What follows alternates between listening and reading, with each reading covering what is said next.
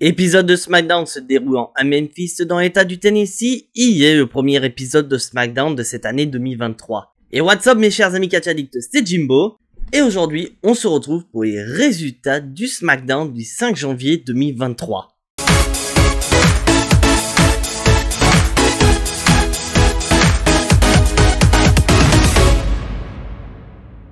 Donc avant de démarrer ces résultats de SmackDown, je dois vous faire une petite piqûre de rappel. Car comme vous le savez, on a appris par l'intermédiaire des médias américains que Vince McMahon est de retour à la WWE en tant que président exécutif de la fédération. Donc pour le moment, Vince McMahon n'a pas l'intention d'intervenir dans les plans de Triple H, Stephanie McMahon ou encore Nick Khan.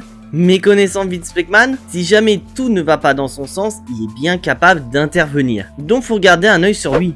Et cet épisode de SmackDown va démarrer tout comme le premier épisode de Raw de cette année 2023, c'est-à-dire avec la Bloodline, Sami Zayn, Jey Uso et Solo Sikoa qui vont faire une pagaille au niveau de la table des commentateurs et ils vont accueillir leur chef tribal Roman Reigns. Un Roman Reigns qui va faire son entrée et dès le début on voit que Roman Reigns est bien énervé. Et Roman Reigns va laisser Sami Zayn prendre la parole et Sami Zayn va prendre le micro et qui va dire qu'il veut que la Bloodline démarre l'année du côté de SmackDown de la même manière qu'ils ont démarré lors du dernier épisode de Raw, c'est-à-dire en détruisant tout sur leur passage, et il affirme que 2023 est l'année de la Bloodline. Et là, Roman Reigns va prendre le micro et va couper Sami Zayn en disant que lui, c'est pas le début d'année 2023 qui l'intéresse, c'est ce qui s'est passé en fin d'année 2022 et plus précisément lors du dernier épisode de SmackDown de cette année 2022. Car pour rappel, mes chers amis catch addicts, lors du dernier épisode de SmackDown, Sami Zayn et Roman Reigns faisaient équipe pour affronter John Cena et Kevin Owens et malheureusement pour Roman Reigns, son équipe a perdu. Et Roman Reigns va justement rappeler qu'il en a absolument rien à cirer de cette défaite car ce n'est pas lui qui a perdu, c'est Sami Zayn qui a perdu car ce dernier dans un premier temps a pris le tombé, mais il y a quelque chose que Roman Reigns n'apprécie pas, c'est le comportement de Sami Zayn.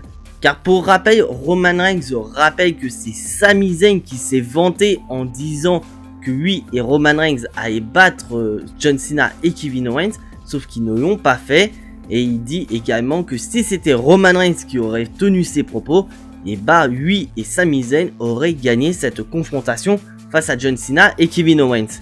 Et là où vraiment Sami Zayn a commencé à se chier dessus, c'est que Roman Reigns a littéralement pété les boulons sur Sami Zayn en prétendant que Sami Zayn a un mauvais comportement et soupçonne même Sami Zayn de vouloir prendre sa place en tant que chef tribal. Et à Sami Zayn pour remercier son bon Dieu, voire même son ancien meilleur ami, car Kevin Owens arrive et va confronter la Bloodline et va annoncer officiellement que ce dernier a un match de championnat face à Roman Reigns et ce match de championnat se déroulera lors du Royal Rumble. Et c'est donc officiel mes chers amis catch addicts, Kevin Owens aura une opportunité face à Roman Reigns lors du Royal Rumble. Et là on a un Roman Reigns qui est tellement énervé contre Sami Zayn qu'il en a littéralement rien à foutre de cette annonce de match de championnat provenant de Kevin Owens. Et là Kevin Owens va terminer cette promo en disant à Roman Reigns qu'il le reverra au Royal Rumble et concernant Sami Zayn, il s'occupera de ce dernier une fois que Sami Zayn aura retiré ses couilles des poches de Roman Reigns. Oh putain Kevin Owens, ça c'était de la promo. Et là on voit qu'on a quand même une grosse tension entre Roman Reigns et Sami Zayn et il est sans supposer que Roman Reigns va prendre des mesures pour sanctionner Sami Zayn dû à ce qui s'est passé l'année dernière durant le main event du dernier épisode de SmackDown. Peut-être une expulsion de Sami Zayn de la Bloodline. Et maintenant mes chers amis catch addicts, on repasse dans le ring avec le tout premier match de cet épisode de SmackDown, une confrontation qui va opposer la moitié des champions tag team NXT Kofi Kingston face au leader de la Liga des Fantasmas, c'est-à-dire Santos Escobar. Et ce match dans l'ensemble est plutôt bon, mais aussi très marrant. Car pour rappel mes chers amis catch addicts, Kofi Kingston est le premier catcheur à avoir annoncé sa participation lors du Royal Rumble match masculin. Et durant le combat, on va avoir plusieurs séquences qui vont rappeler le Royal Rumble, notamment Kofi Kingston qui sort des dingueries pour éviter d'être éliminé, ou encore une séquence où Kofi Kingston va balancer Santos Escobar par-dessus la troisième corde et faisant comme si il avait éliminé Santos Escobar pour ainsi remporter le Royal Rumble match et d'aller dans le main event de WrestleMania 39. Si ça se trouve, c'est peut-être un spoiler de ce qui va se passer au Royal Rumble. Mais bon, mis à part cette parenthèse, bien sûr, qu'est-ce qui va se passer durant ce combat?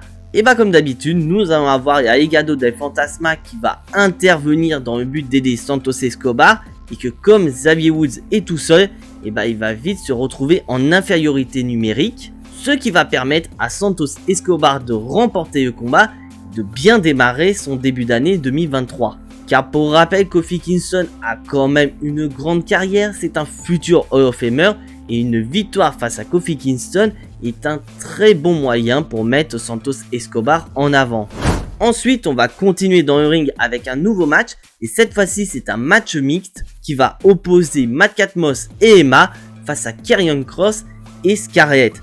Et pour rappel mes chers amis Catch Addicts, il s'agit du tout premier match de Scarlett à la WWE. Je précise dans le roster principal, car Scarlett avait déjà fait des matchs du côté des live events, mais c'est quand même la première fois que nous l'avons du côté de SmackDown, et pour être honnête avec vous, bah elle s'en sort plutôt bien dans l'ensemble. Et j'espère sincèrement qu'au fur et à mesure, Scarlett va se débrouiller toute seule du côté du roster féminin, pour peut-être, pourquoi pas, affronter la championne de SmackDown bientôt.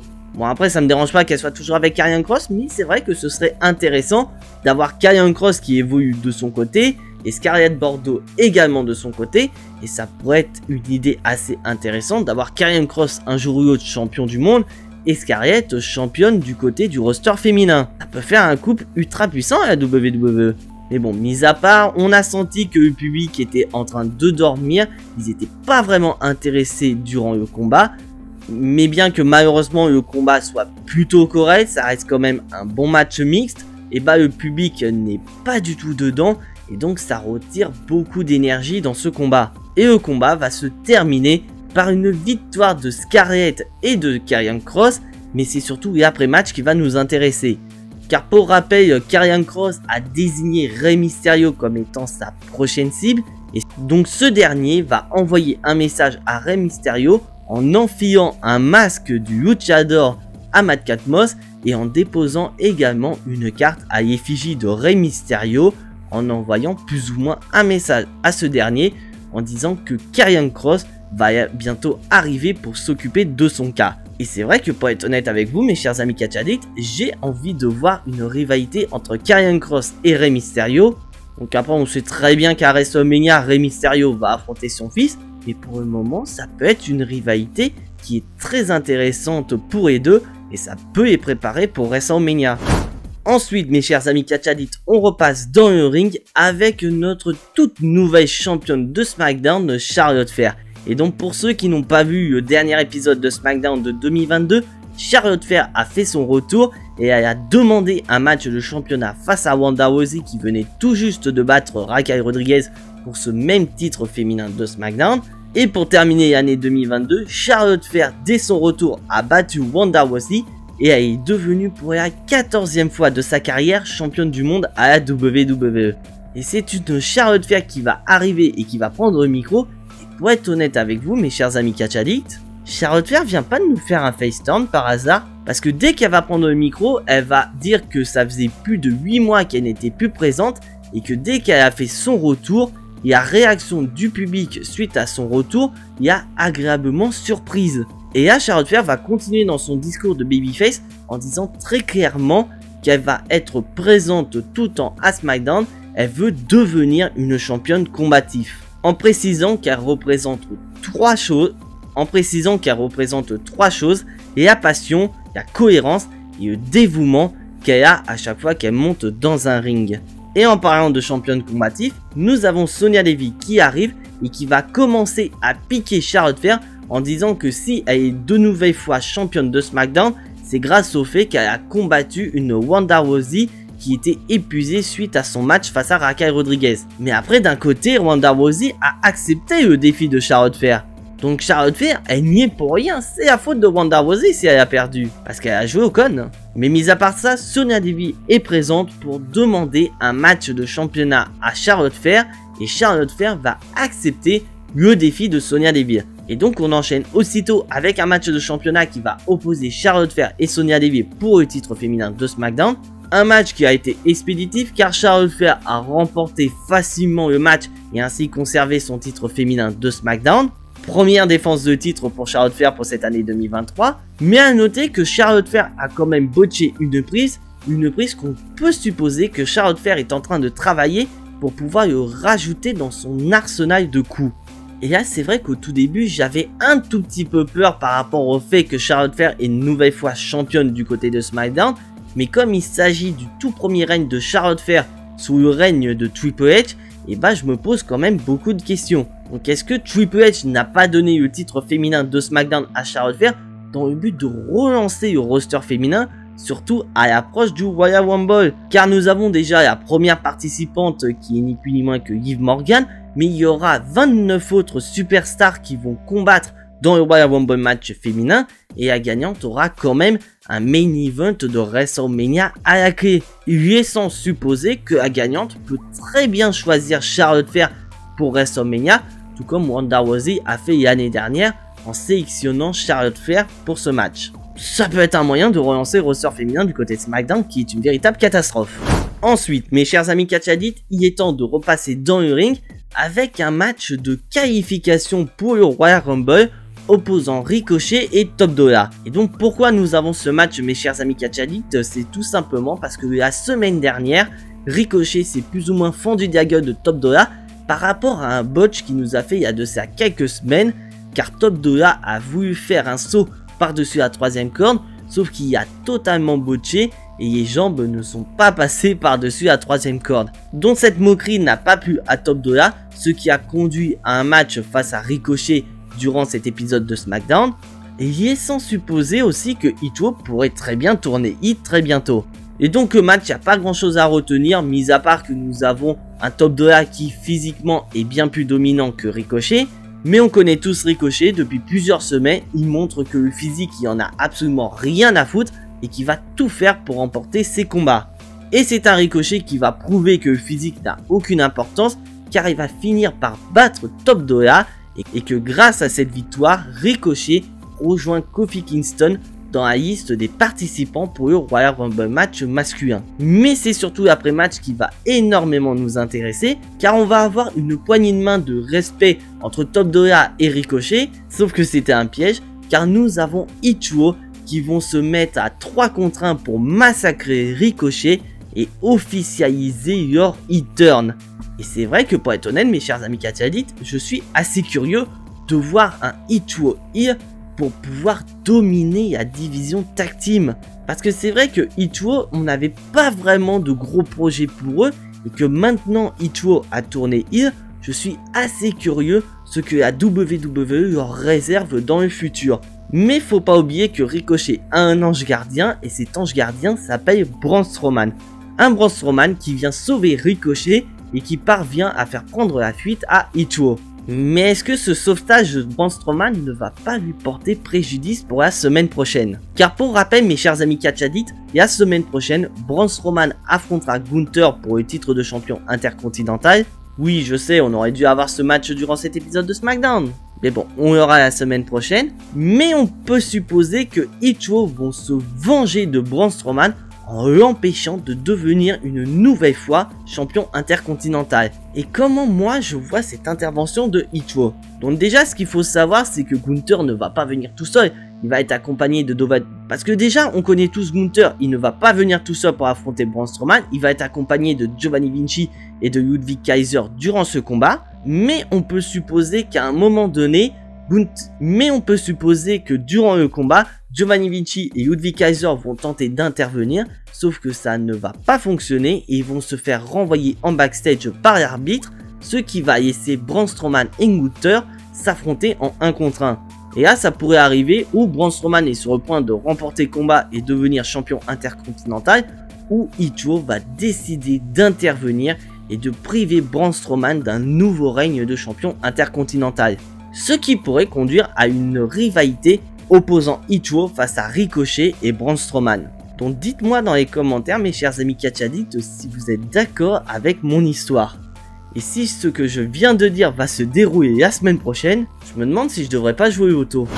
Et maintenant mes chers amis Catch Addicts, il est temps de passer au main event de cet épisode de SmackDown. Un main event de SmackDown qui sera un match tag team qui va opposer d'un côté nos champions incontestés les Usos face à une équipe composée de Drew McIntyre et de Sheamus. Et bien sûr, à noter mes chers amis Catch Addicts que nous avons Solo Sikoa qui vient accompagner ses frangins et vous allez voir que sa présence aura son importance durant le combat. Et bordel, nous avons vraiment un main event de taré entre ces deux équipes où nous avons d'un côté Drew McIntyre et Sheamus qui sont vraiment une très bonne équipe et qui sont motivés que par une seule chose, c'est de devenir les nouveaux champions tag team unifiés. Et je vous l'ai pas dit, mais un peu plus tôt dans la soirée, on a eu un segment où Drew McIntyre et Sheamus étaient dans un bar et ils se sont motivés pour ce match de championnat en se tapant littéralement dessus.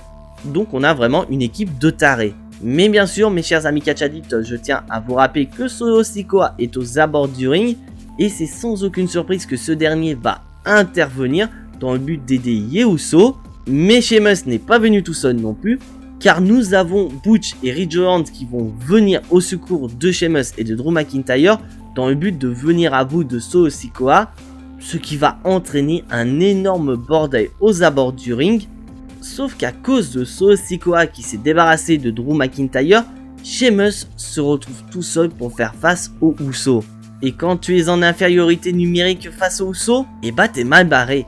Car Sheamus va vouloir tenter de tomber sur Jimmy Uso, sauf que ce dernier va retourner la prise en un roll-up et Jey Uso va être derrière pour soutenir son frère en renforçant le tombé, ce qui va empêcher Sheamus de se dégager jusqu'au compte de 3, donnant ainsi la victoire aux Uso.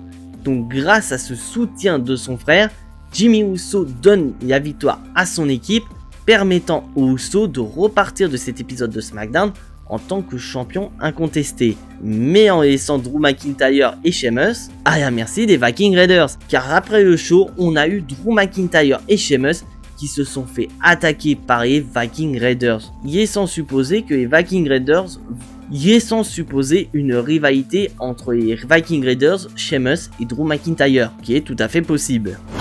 Et maintenant, mes chers amis Catch Addicts, il est temps de passer au bilan de ce premier épisode de SmackDown de cette année 2023. Un bon épisode de SmackDown dans l'ensemble.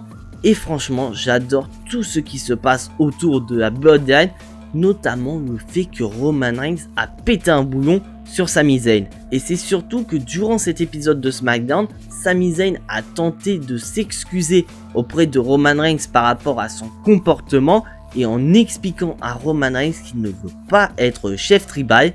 Il n'y a qu'un seul chef tribal dans la Bloodline, et ce chef tribal, c'est ni plus ni moins que Roman Reigns. Donc Sami Zayn s'excuse logiquement auprès de son chef tribal, mais ce qui va être le plus surprenant, c'est que Roman Reigns va refuser les excuses de Sami Zayn. Mais Roman Reigns va quand même s'expliquer pourquoi il refuse les excuses de Sami Zayn, car Roman Reigns dit clairement à Sami Zayn que ce dernier n'avait pas à se comporter comme il a fait auprès de Sami Zayn, c'est le chef tribal, il doit avoir le contrôle de ses émotions et que ce qui s'est passé dans le ring était complètement l'inverse de ce qui doit être. Donc Roman Reigns refuse les excuses de Sami Zayn parce que selon lui, c'est Roman Reigns lui-même qui doit s'excuser auprès de Sami Zayn. Mais surtout que Roman Reigns va dire que Kevin Owens a raison, il y a un problème avec ce dernier et il y aura l'opportunité de régler ses comptes avec Kevin Owens au Royal Rumble. Et là, Paul Heyman nous annonce que la semaine prochaine à SmackDown, Sami Zayn et Kevin Owens vont s'affronter.